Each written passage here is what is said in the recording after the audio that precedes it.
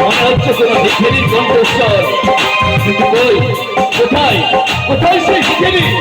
ওই দেখো মহারাজ।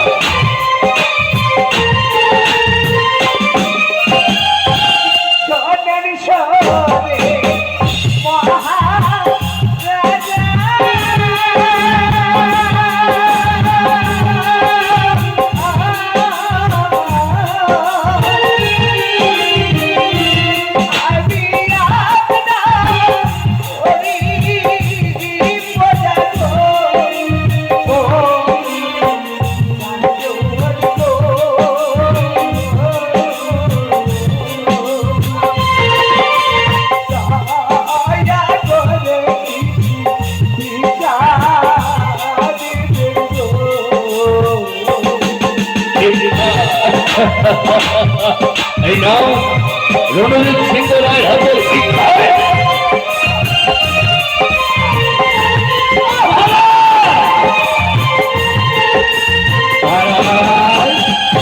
কি করলাম মহারাজ?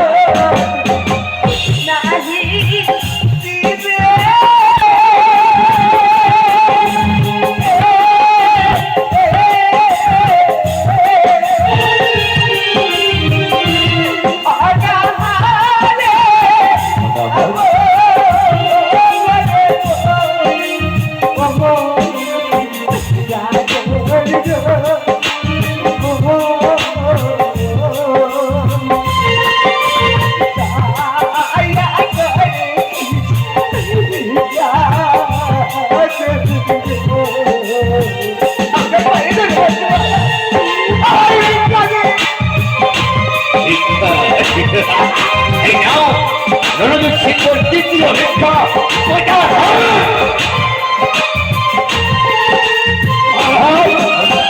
কি করলেন মহারাজ?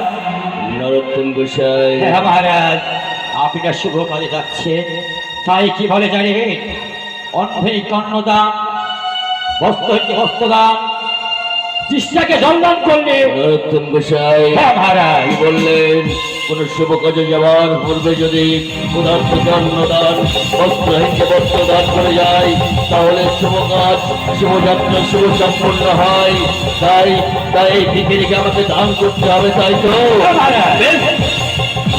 নরোত্তম গোসাই, তাহলে আমি জানতে চাই, এই ভিখারি কি নাম তোমার? আমার নাম সত্যবান।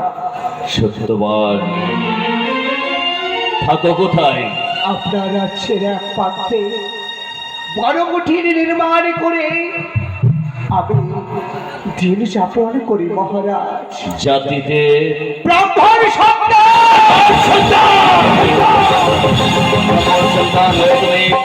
সন্তান হয়ে তুমি মানুষের তাড়াতাড়ি ভিক্ষা করে বেড়াচ্ছ। পারো না, পারো না নিজের জাত ব্যবসা করে খেতে।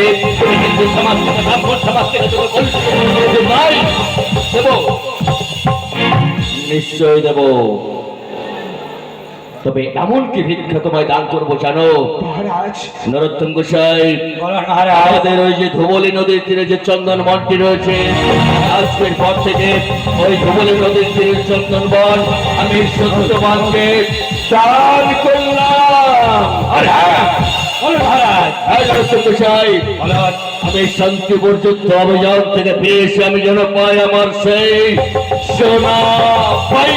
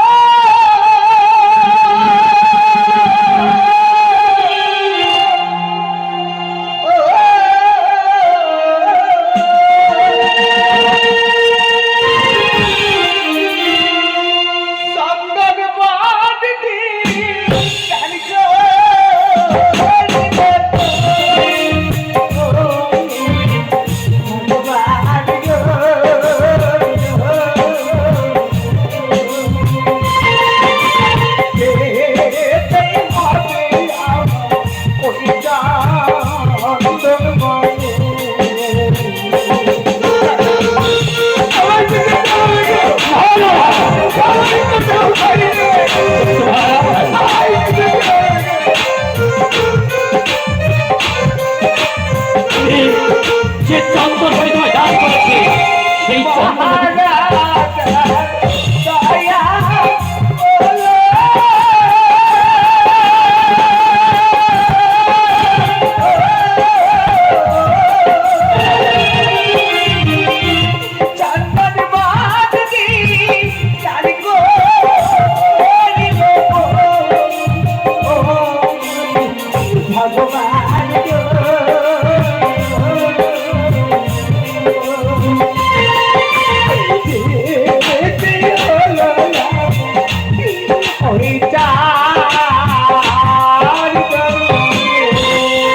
সত্যবাদ যে চন্দন তুমি গোসাই শুনেছি চন্দন বলে নাকি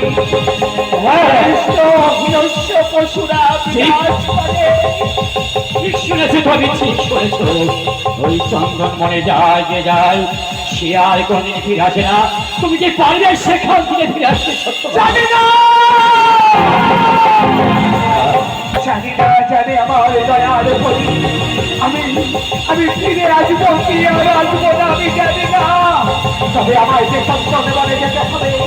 আমার ঘরে যে বসে আছে আমার দুঃখবতী আজ 3 দিনের অনাহার ওটার যারা দেশে সহ্য করতে পারছে না, আমি যে তার মুখের দিকে তাকাতে পারছি না।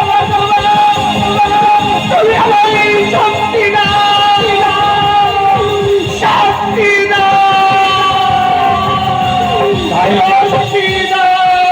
সত্যবাদ থেকে তোমাকে সেই চন্দন মঠে আমি দেখিয়ে যাই।